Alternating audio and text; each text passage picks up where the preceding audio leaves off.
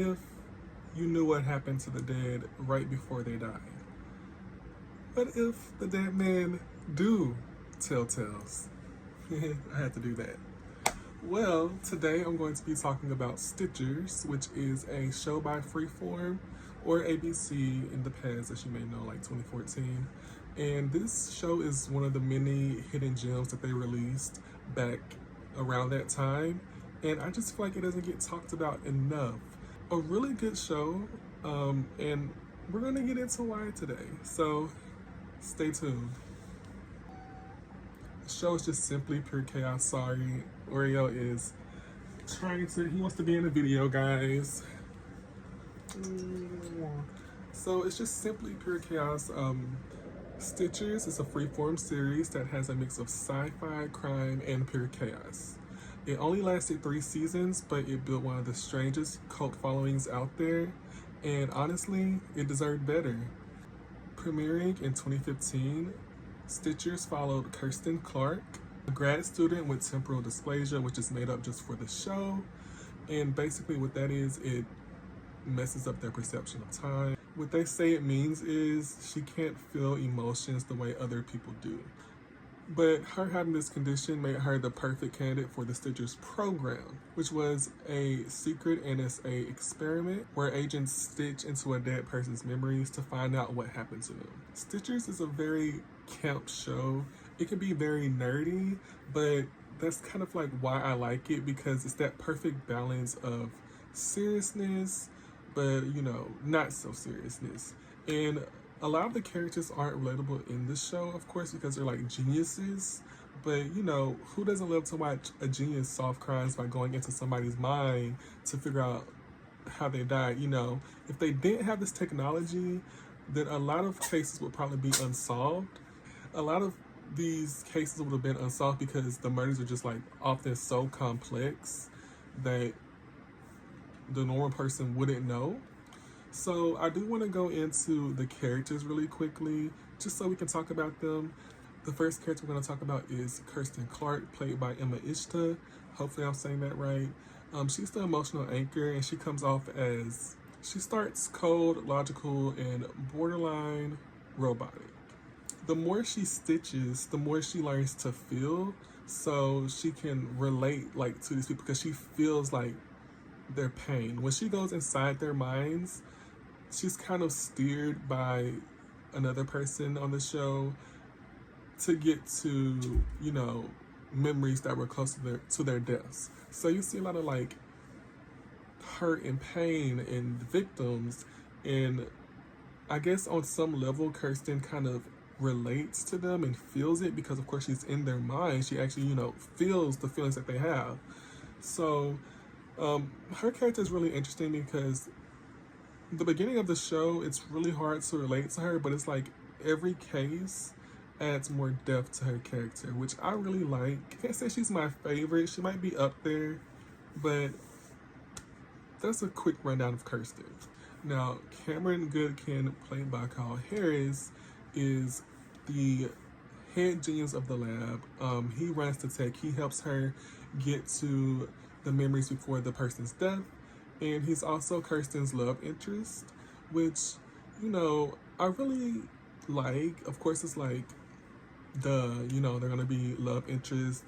But the way that the show handles the characters' relationship, it's just really interesting because they don't immediately fall in love, Of course, Kirsten tries to figure out why Cameron is being so nice and flirtatious to her, because she can't really feel other people's emotions. So she's like, he's throwing hints and she's just not catching them, but eventually she does, and it's a really good moment. We'll probably talk about that later. He is the resident lab nerd. He's very nerdy. I love his character. He's honestly very cute, and I mean, he's a cute little nerd guy. And who doesn't love cute little nerd guys, okay? He's more like in the show, it's more like a Peter Parker meets Reed Richards, where it's like, mostly brains. Because, yeah, that's all he really has. I mean, he has the charisma, but it also falls flat because, he's a nerdy guy. So, He has trouble with Kirsten sometimes.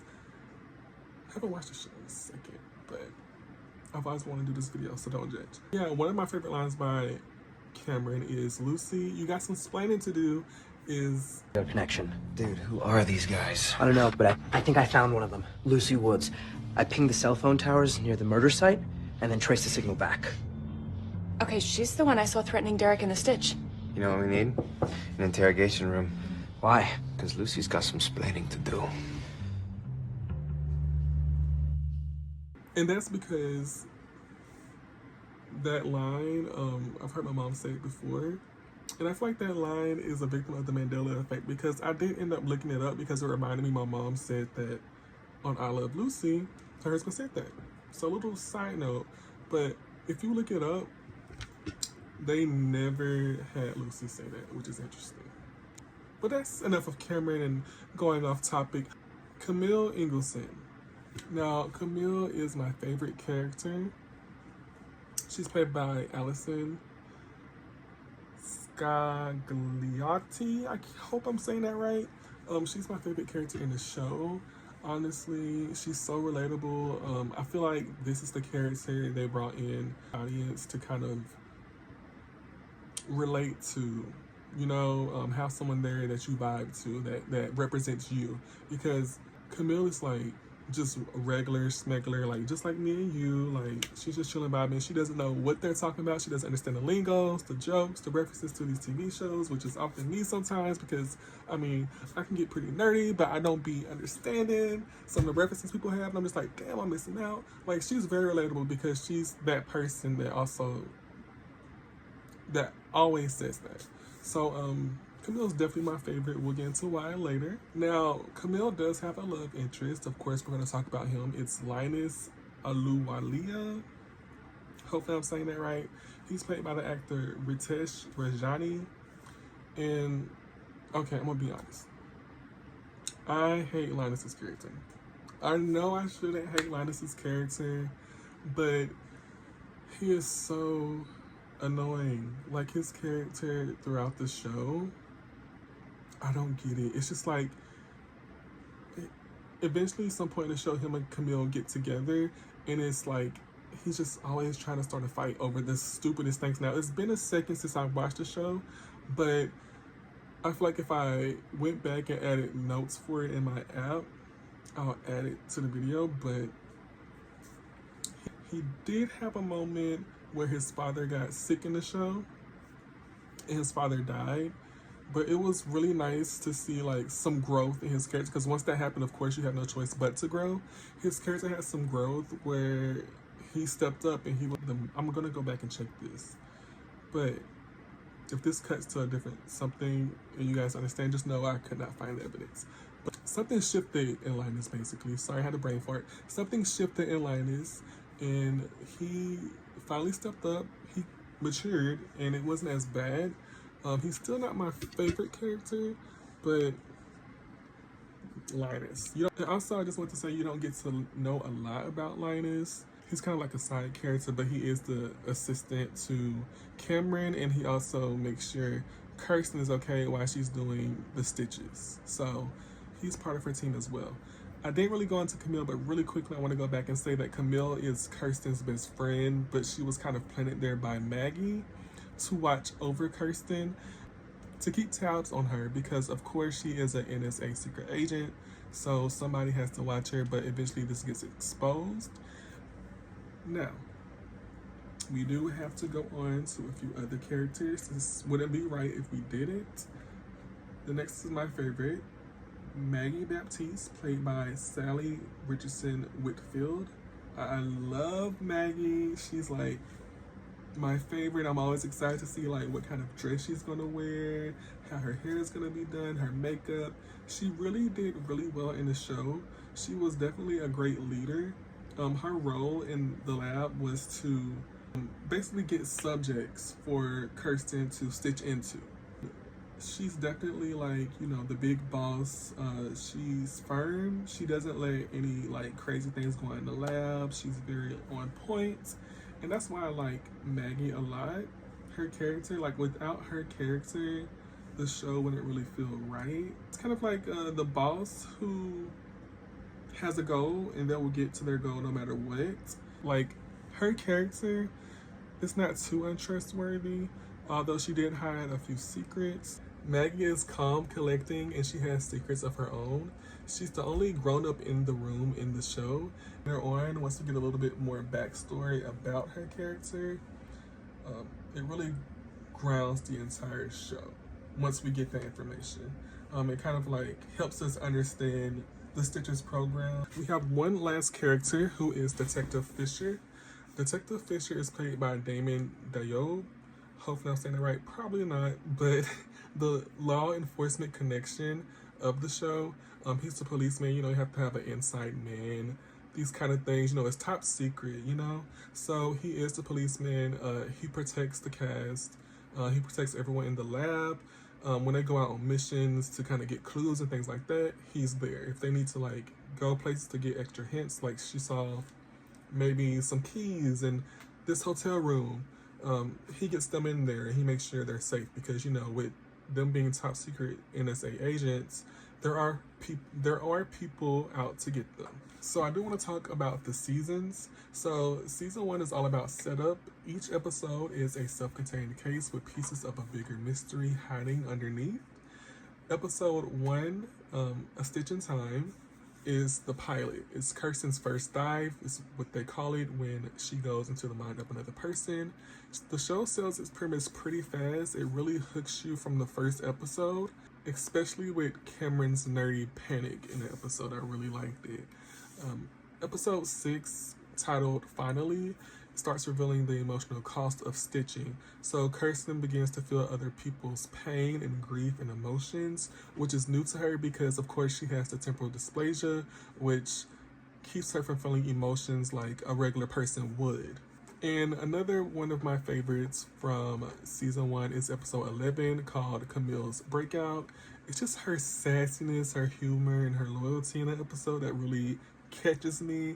So if you don't want to watch like all of the series, I understand, but these are just episodes I want to recommend to you just because I like them. And for the finale of the first season, it was a massive twist. Kirsten's father was long thought dead, and then she learns that he might be behind the Stitches program. So it's like, we have to keep watching. We want another season, a cliffhanger, if they canceled it, like they always do. By the finale of season 1, the show aims for more emotional depth instead of just murder mystery, and it's still goofy, but you can tell they're aiming for depth. Season 2 is The Heart in the Chaos, where Stitches really hits its stride. The cases get weirder, the relationships heat up, and you start caring about everyone on the show, honestly. Even Linus. Even though, you know, we don't like Linus, we start caring about him a little bit. So I do want to name a few standout episodes for me in season 2. So I'll just go over a few. So we have an episode in season 2 where it's called Hack Me If You Can. I kind of messed up my notes, so I can't give you the exact. You actually sympathize with the hacker killer, which is interesting because it really gets you thinking like,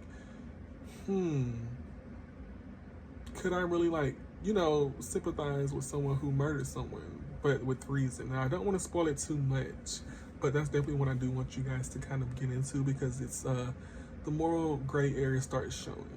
There's an episode with Logan Paul. I will insert it. Surprisingly, it was a really good episode, and the pacing's perfect. It gives the characters introspection and not just chaos.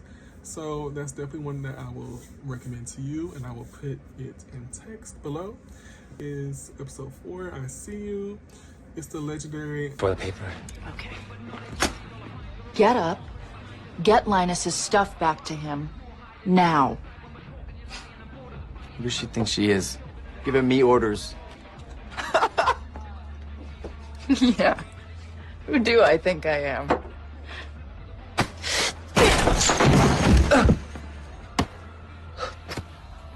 I think I'm NSA, bitch.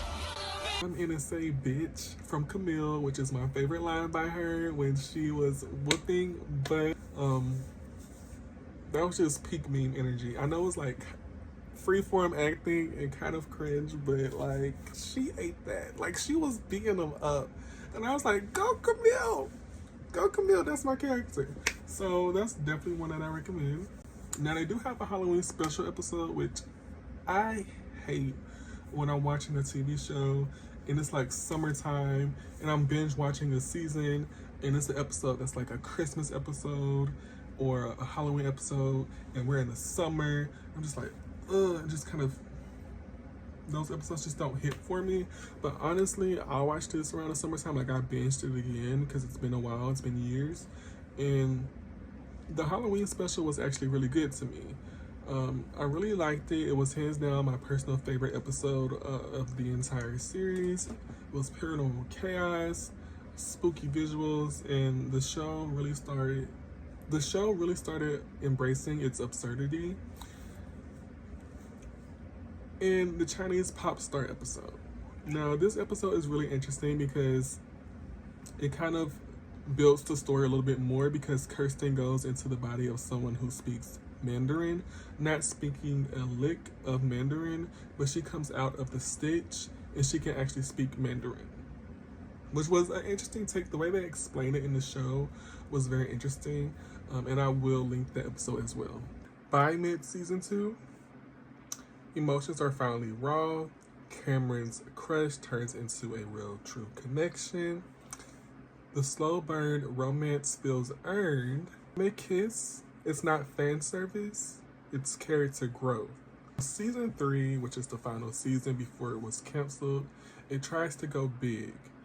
Maybe too big. You have Kirsten's mother, who is now alive, and her secret sister Ivy. It kind of stumbles. Now, the show does have a villain, I would say, named Stinger. He's the shadow figure behind almost everything. He's kind of like the puppeteer, kind of controlling things behind the scenes, like he leaves clues in the corpses and stuff. So it makes Kirsten want to Stitch more because he could possibly hold information about her family, and he did kind of help start the Stitchers program. Eventually, Kirsten finds out that Stitcher is actually her long-lost father, which is all the more reason for her to find him as soon as possible because, of course, she doesn't know her real parents and she feels like it would help her with a lot of things in her life. What's wild to me is that Stinger's reappearance ties directly into Kirsten's trauma. He's the whole reason that she has temporal dysplasia. When she was younger, he did have her do like some things for the experiment.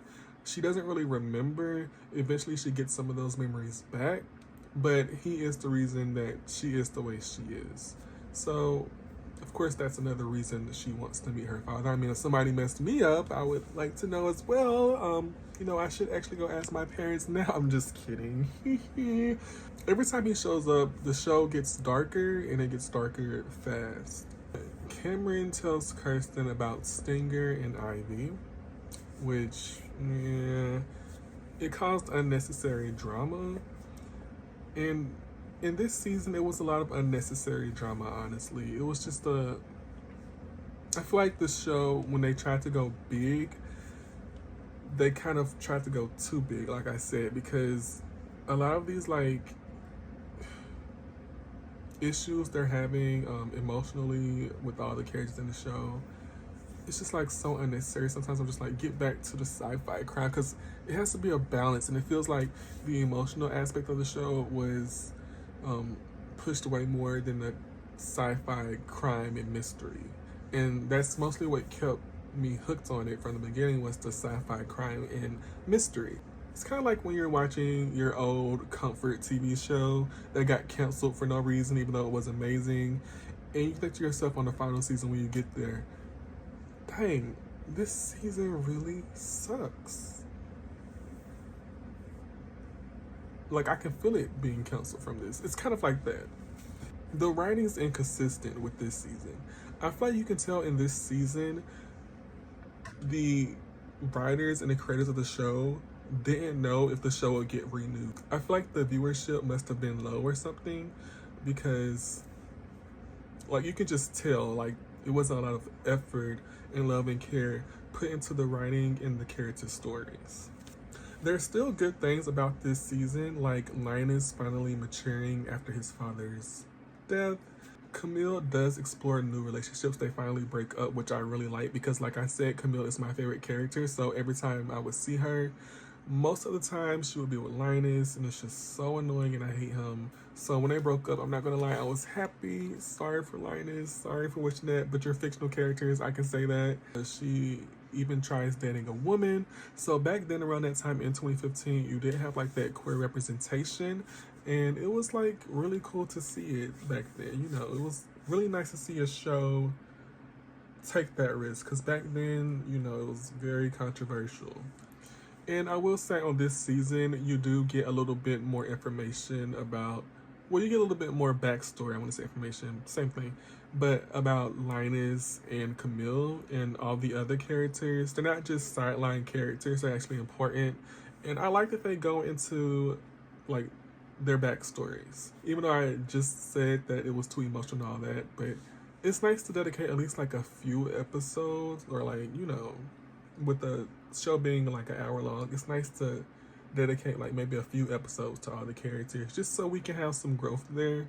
And it was very much needed because Linus, he was just like one note and just like very annoying. But it was nice because once they split up and his character wasn't attached to Camille's hip,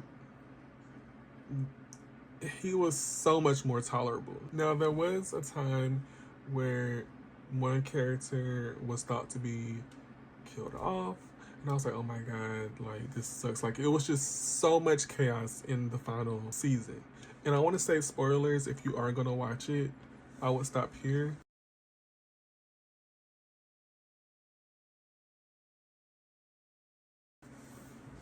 But Maggie is killed off, and we think she's not coming back, but then eventually they do bring her back, which is like, I can finally breathe. And it was chef's kiss. It was chef's kiss when they brought her back. She brings maturity to all the chaos. Like, she's the level-headed one. She's the one that keeps things running, and everybody else is just like going crazy, doing their own things. She keeps things together and stable. That's why I love her character. She's very stern. Cameron was in charge for a while she was gone, but he was nowhere near on her level, and I'm so glad they brought her back. She is the show's backbone. There is still good stuff in that season, just not my favorite. By the end of the season, I will say some things happen. Not to spoil too much, of course I still want you guys to watch it, but Kirsten ends up having fake amnesia, and the mysterious person she remembers is such like a clear setup for the show's 4th season, which sadly never came.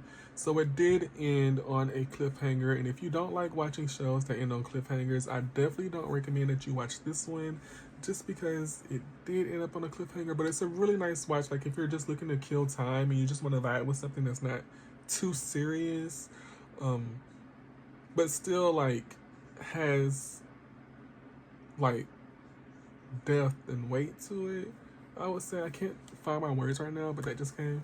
It's not like a lazy show by any means, and I really enjoy the show, and I really want to recommend the show to like everyone because it's just like my childhood. Like, I watched that show as a kid and I was like so shook. Sadly, that is how the show ends. Kirsten's put into a situation where they believe she has amnesia because they told her at some point that if she keeps stitching, she could cause like permanent damage to her brain. And, you know, wanting to solve the mystery, you know, figure out and put the pieces together of the puzzle that is her life, she keeps pursuing and stitching to gather more clues to get to her goal. And unfortunately, it does end on a lingering what if. Under all the tech jargon, Stitchers is really about connection. Every time she dives into a dead person's mind, she's forced to feel, and she has to confront what it means to feel. The show explores identity, empathy, and trauma disguised as a sci-fi procedural. And the nerdy humor makes the heavier parts easier to digest for someone like me who's very emotional and feels everything. I really like the nerdy aspect of the show. I really love the comedy. Like, the writers did a very great job with the comical aspect of the show. Stitchers isn't a perfect show by any means, of course. I mean, the writing was really well, and for the time, it was really nice to have a different take on all the sci-fi, crime, mystery TV shows, like modern, you know what I mean? Like, this technology is not something we have access to today, but it's sometimes cringe, it's occasionally brilliant, but it's also one of the few network series that balance female leads, queer representation, emotional sincerity, and geeky humor all at once. It dared to ask, what makes us human?